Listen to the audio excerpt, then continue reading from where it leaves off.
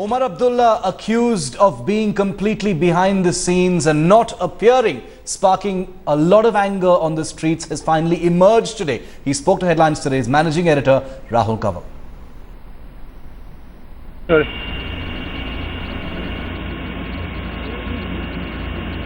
All of the Kashmir Valley is crying in pain, and the one man whose responsibility it is to reach out and try and bring things under control is Chief Minister Omar Abdullah. We're at his official residence. Omar has been trying to supervise operations himself. He's just come back from a sortie after trying to distribute rescue material and also getting an aerial sense of what the latest situation is.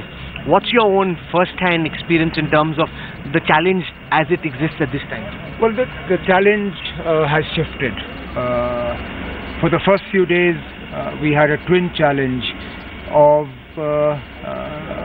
organizing rescue material. We were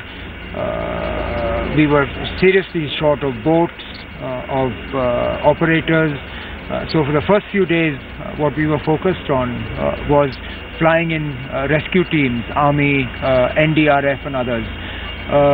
I think now that aspect has shifted somewhat. Now our primary focus is on food supplies, essential eating materials. That is what we're now trying to get to people, because increasingly we're finding in areas where we're able to get rescue boats, people are not willing to vacate their homes. They can see the water levels going down. They don't want to leave. In turn, actually, they're expressing some anger, some resentment that why you come empty? Why don't you bring water and food supplies with you? So now we're trying to retask rescue boats to actually carry food supplies and make those food supplies available to people. What is the Jammu and Kashmir government's assessment at this time in terms of how many more days or hours before mobile connectivity gets fully restored, before you're able to get the electricity supply back up, before life at some level at least begins to come close to normal? Well, surprisingly, it's almost like there are two Srinagars right now. There is a Srinagar that is underwater, that is in grave distress, that is going through a lot of difficulty. And then there's the Srinagar in the vicinity of the airport and that area, where life looks normal. When you fly over those areas,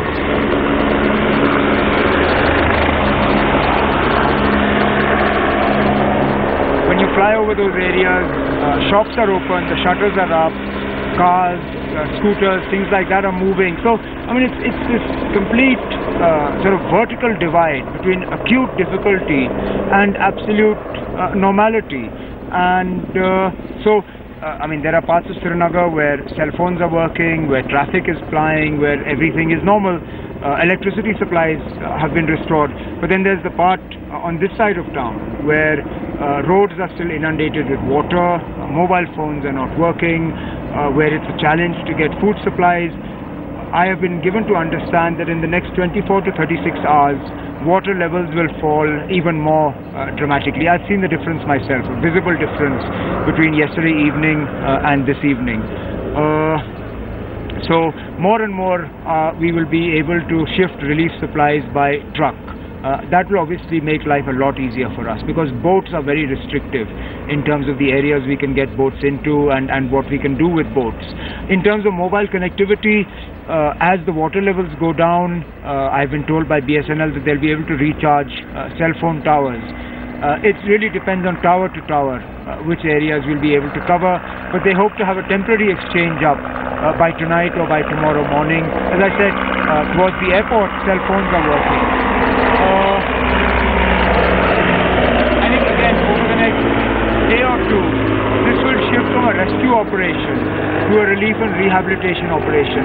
And the rehabilitation part is going to be the big challenge, because the amount of loss people have suffered, homes, not so much, I mean, physical structures are intact, but the contents of the house will have been destroyed by the water. Water has gone up to unprecedented levels. There is no living record of waters at this level. None.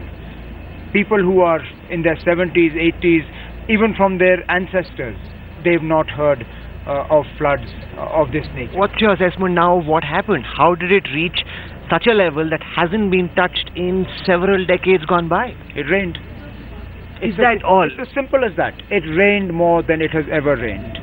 There have been some stories of how embankments were, those poor construction material. Does that have anything to do with what Srinagar? The water went over the embankment levels, where our flood levels were 22 feet. Our danger level was about 18 feet. Our flood level was 22 feet. Our evacuation level was 25 feet. Water went up to 30, 36 feet. I mean, the water touched unprecedented levels. Our gauges, we have 3 gauges in the valley at which we measure water levels.